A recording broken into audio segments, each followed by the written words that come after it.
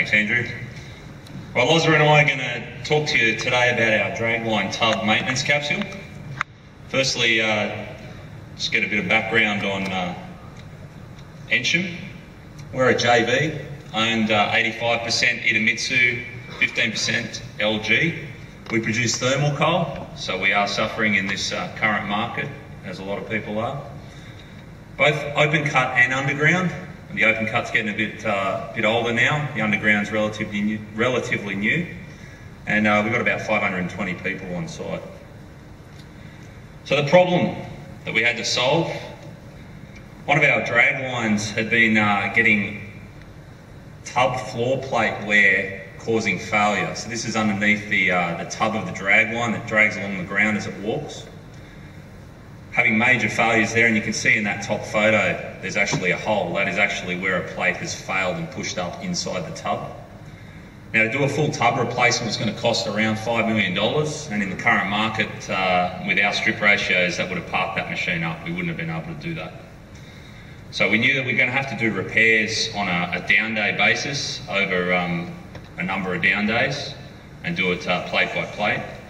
Obviously, there's a significant amount of risks associated with doing that, because the traditional way of doing that is to dig a trench and to walk the drag line on top of the trench and then access from underneath.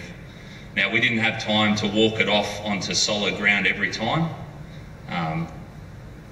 The focus was to be able to try and do it on bench, and in some of our areas we've got some pretty loose material. So we had to consider the risks of doing this work. Trench wall collapse is obviously a significant risk in unstable overburden material. Manual handling of the replacement plates, they weigh up to 440 kilos. And obviously the guys working in uneven ground conditions trying to manage that and get those plates in place. So looking at those risks, that was the challenge that was put to our maintenance team and Loza in particular. Ensham's got a proud history of dealing with significant challenges. Some of you may remember that back in 2008, we had a fairly significant challenge on site. This particular drag line that we're talking about here today is that drag line that was underwater in 2008. It got rebuilt. That's a good example of the approach that our guys take towards challenges and overcoming obstacles. So with that, I'll hand over to Loz, who came up with the solutions for this particular issue. Thanks, guys. Thanks, Steve. It's good to be here today to be able to share what we come up with you guys. So basically, our solution was the tub maintenance capsule. So it protects workers from caving when working in a trench from under the machine. It provides solid walls and floor to improve the work environment, and that also helps to reduce manual handling. And another good thing is it recycles redundant materials to eliminate the risk and improve efficiency at a low cost. So this is what we started with. It's the original versus the modified. Basically, the idea was discussed between the maintenance crews and management. Got an approval to do it, got some engineering around it, and that's what we ended up with. It's the lowest one there. So the concept's based on using the drag line to dig the trench, but sometimes due to positioning, you can't always have that luxury, so you can still utilise a loader or a dozer to complete the trench. And at all times, the area is restricted during the setup phase, and the maintenance supervisor keeps other personnel away by positive radio contact, etc. So the area is under control, so people can't just wander in while you're doing the trench. So the positioning of the capsule, pretty simple stuff. Dozer pushes the bucket into place, and the loader cleans up back blades so you don't have any risk of any trip hazards or that sort of thing. So this is an overall picture. The red pointer here for this side, guys, is the capsule in place. And what we're doing there is we're actually starting to position the drag line over the capsule. At this point, we developed some mechanical aids and etc., like your replacement plates that have to go in. all that's put in there at this point in time, so you don't have to go in once the capsule's in under the machine. And here's a short video to give you an idea of the positioning and the processes.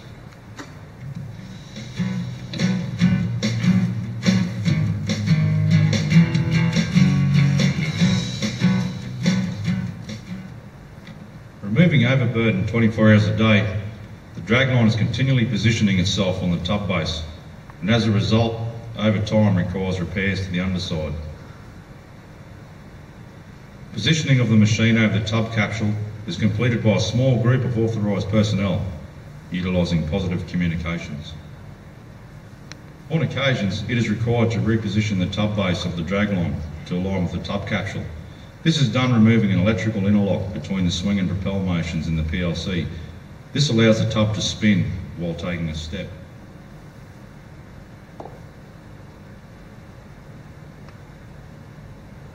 Final positioning takes place under direction of the lead spotter, who maintains a safe distance to avoid personal injury or machine damage.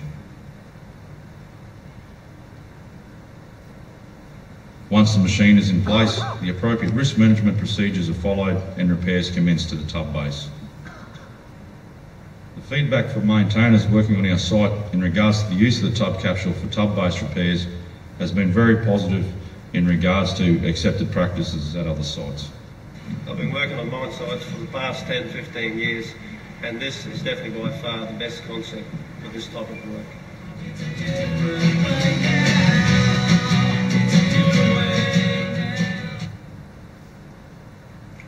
Okay guys, so this is the capsule in place showing its benefits. Sorry we've overshot the mark. This is the capsule in place. So this is the tub of the dragline. This is the capsule, the side walls for protection from engulfment from the collapsing material beside it. The floor and access, and this is our innovation that we've also, our secondary benefit out of the capsule. So we've been able to get a scissor lift in there, put it on rails so you can rack it in and out, you know, so that these plates that we're dealing with are around 440 kilos. So, you know, in an area like that, you need to, the potential for personal injury is pretty high, so we're able to control that. Previously, the lifting the plates in would have been done by chain blocks and working on uneven ground with just your basic straight out of the trench. So when you're using the scissor lift, it's on a remote pendant, so you're well clear of the operation, so there's no risk of crushing, and I find it works pretty good. And just some other photos here to show you what it's like for the capsule, for the workers inside, and obviously backing up on the solid ground, safe walls, allowing for the steps, sliding, ventilation. This photo shows the tub plate in place after the repairs. Previously would have just patched these sort of plates until a major shutdown, but this allows for a full change-out repair in a short time frame, giving a better quality outcome. So you're putting in the 40mm vis, what originally is the tub base itself. So the capsule was originally intended to work only on outer plates with repairs to inner plates, intended for the scheduled or major shutdowns, but we found the capsule will be so successful that we're able to now utilise it for the inner plates as well. This photo shows the walking off the trench, so at the conclusion of the repairs, and you can clearly see the compression of the ground and the rock fall outside that workers have been protected against. So tried and tested. Our capsule trial was considered successful and very well received by both maintenance and production teams. We've had no injuries and we continually bring the machine back on time after repairs. The capsule's been in regular use now for approximately 18 months and with no safety events or deterioration of the capsule. A great thing for me personally is that it regularly receives positive feedback from workers utilising the capsule, as a lot of these guys work across multiple sites, and they often comment about the level of the comfort they now have working in the trench and the overall work environment it provides. In regards to transferability, we think it's highly transferable. Most sites likely have old redundant buckets that would otherwise be scrapped, and they already have access to this innovation. It can be any redundant dragline bucket at any mine for any dragline. We've also utilised it for a grease trap on site too, so another old one we had, so yeah, it's going well for us. Hand back to Steve. So in terms of cost and efficiency, it cost us $41,000 to make the modification to get the engineering done on this redundant bucket. Obviously, as I mentioned earlier, it would have cost us $5 million to do a total tub replacement, and we're saving by doing this from having to use temporary shoring in the trenches each time, which is somewhere between 10 and 15 grand a go. So as Loz said, we've used it more than 30 times now. We've saved about $450,000 to date. Obviously, it's enhanced the safety for our workforce when they're down there from engulfment, working on uneven ground. So it's been a huge benefit for the operation that would have otherwise had this dragline potentially parked up for good. So I'd like to take the opportunity to thank Loz and the maintenance team for coming up with such a great innovation that's done exceptionally well in keeping this dragline running and saving us a lot of money while making sure that the guys are well protected and the risk is at an acceptable level. Thank you. Okay, thanks Steve, thanks Laurie, and over to you judges. Yeah, I've got two questions. First question, on the floor end of the bucket, is there any anti-slip or anything like that put down on it? There's already the actual floor, like old ribs, and that were actually in there before, so we just removed those, and it actually, you know, what was left there actually, yeah, actually that non-slip. Second question, is it confined as confined space? No. You would have seen the guys in the picture there using air-fed helmets. So we do have controls in place for it being a semi-confined space, but it's not treated as a confined space unless they go up into the tub. So it's classed as a restricted area while those blokes are working in there? Yep, and control. Does the capsule have to be engineering rated in this day and age? Absolutely. We it all complies with AS 1170. We had it, so we had had it all drawn up in through Hull Engineering, and it's also in our maintenance system, so it's inspected 12 monthly, as well as your visuals before every time you use it. You're using it primarily at the moment for the tub repairs. Can you or have you used it for shoe repairs?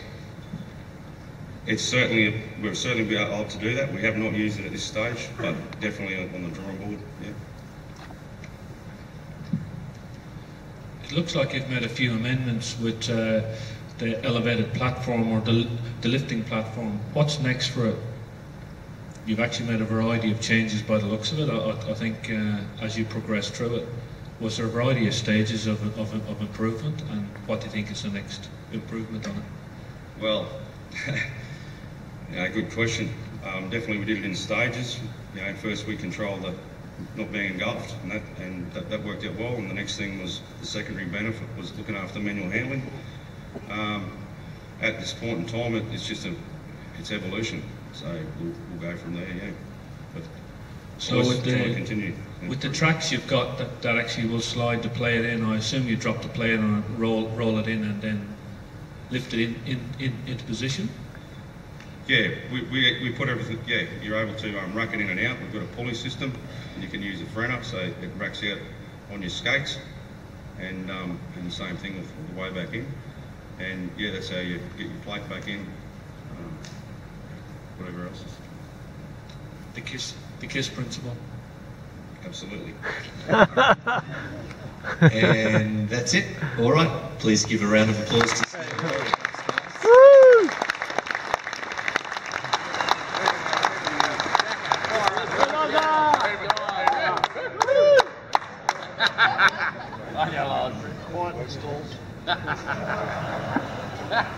I think Loza deserves another round of applause for being the first.